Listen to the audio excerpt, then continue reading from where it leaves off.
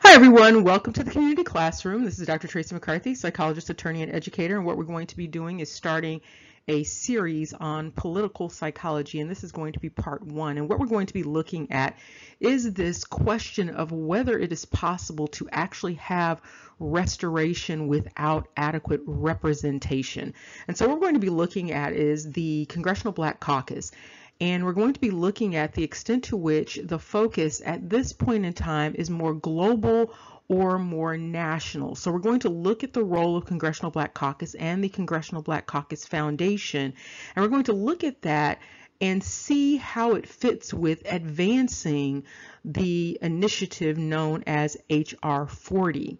And so we're also going to look at where do you fit in terms of the mission of the Congressional Black Caucus, in terms of its goals and objectives.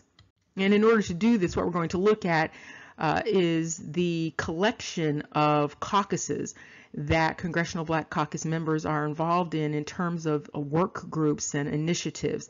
And we're going to look to see if those of you who identify as ADOS or as Indian, we're going to look to see the extent to which your needs are being adequately represented in Congressional Black Caucus, and whether or not something else needs to be done in terms of getting your needs met and in terms of getting you adequate representation.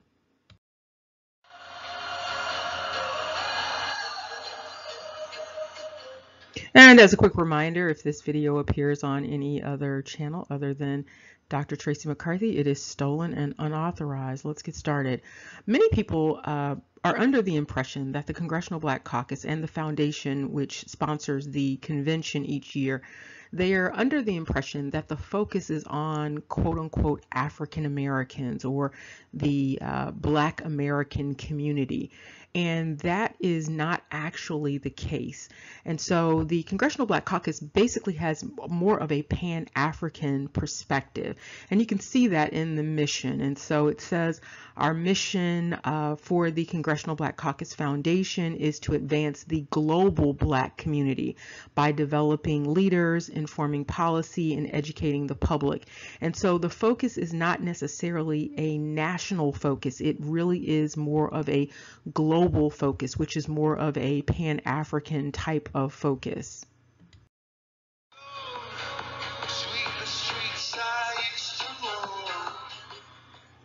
And let's quickly look at the CBCF vision.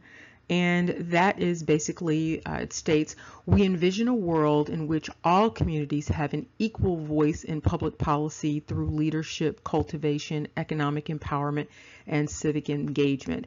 And so again, this is a very global type of focus. And when you look to the right, you can see what the focus of the conference is. It's a leading public policy conference on issues impacting African Americans and the global Black community.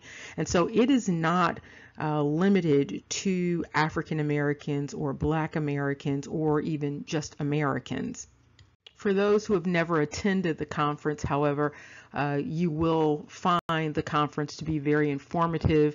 It's a very engaging conference, and it addresses a number of issues, and you can see public policy makers and lawmakers and industry leaders and people from all over the world at the Congressional Black Caucus Foundation Conference. And so it's held in DC each year in September.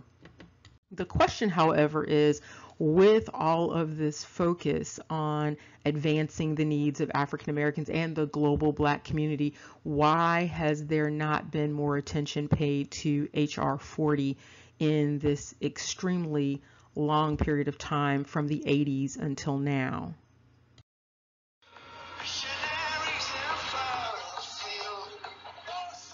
And here is a listing of a number of caucus memberships for the Congressional Black Caucus, and you can see that the members are involved in everything from the Afghan caucus to the Nigerian caucus to the Caribbean caucus to the Sudan and European caucus, multicultural, LGBT, Tunisia, and Bosnia. And the question that many people who are ADOS or Indians, American Indians, might be asking is, where do they fit? And why is there not a caucus available to address their particular issues? And part of the reason, undoubtedly, is that many people believed that the Congressional Black Caucus was dedicated to the needs and the issues related to, quote unquote, African Americans or Native Black Americans, Black Indians. Many people believed that the Congressional Black Caucus was already focused on that particular group or those particular groups.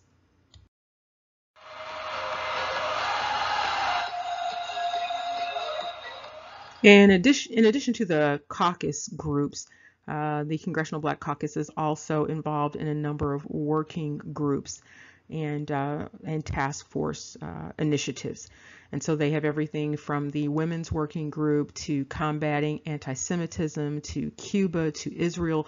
So they are pretty spread out in terms of their activities.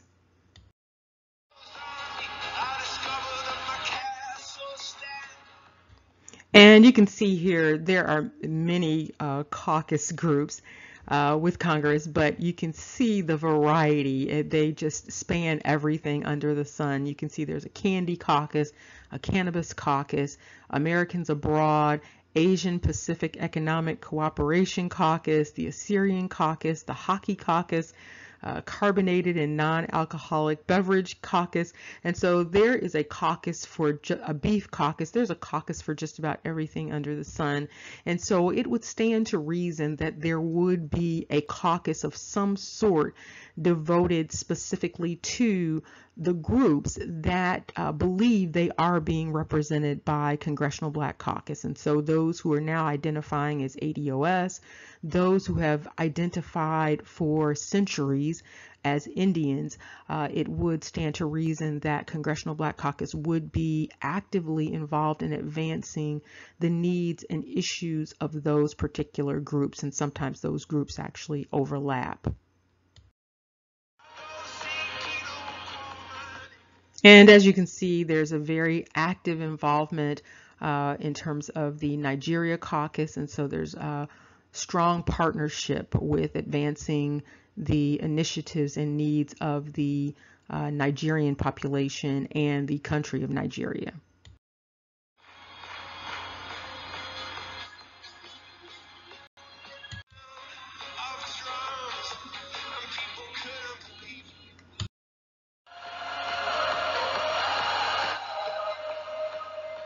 And you can see here a list of Congressional Black Caucus members who are on the Congressional Caribbean Caucus, and is co-chaired by Yvette Clarke and Representative Maxine Waters.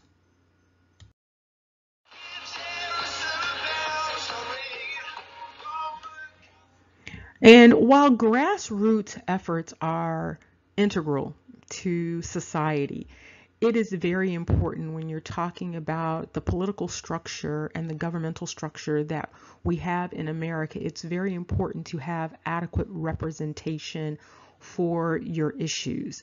And it doesn't matter what group you are in. It is important to have adequate representation. That is the reason why we have the election process that we have. We don't have a democracy. We have a republic form of government, and so it's a modified democracy. And so the idea is that you represent people who have given you their vote, and so you are representing their voice, you are representing them.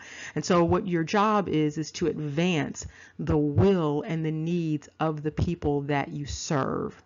And so a question that people need to be asking is it actually possible for you to have restorative justice if you do not have adequate representation? And adequate representation requires that you have someone, at least someone, who is devoted to your issue, someone who can put your issue first. And if entities are divided in terms of their loyalties, in terms of a global perspective versus a national perspective, it's possible that you may not have your needs adequately represented. Sometimes people think that issues are related to race or sex or gender, but sometimes they're related to other things. And in this instance, there is a very global focus in terms of Congressional Black Caucus. And what ADOS is talking about in terms of restorative justice, that is a very national focus.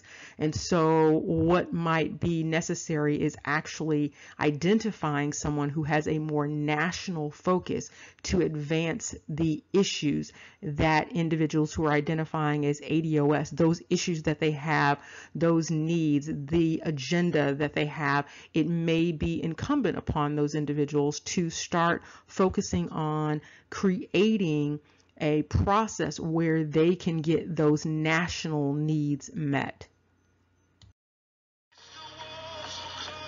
And what we're going to be focusing on in part 2 is we're going to actually look at an example of lobbying and power brokering that one particular group has initiated that may serve as a model for other groups who are looking to advance their needs in this particular climate. And that group is the African Immigrant Caucus. It's a very strong and very organized caucus that may serve as a model for some people who are looking for a model for advancing their needs and their issues in this particular space. Remember, knowledge is power. Take care and see you soon.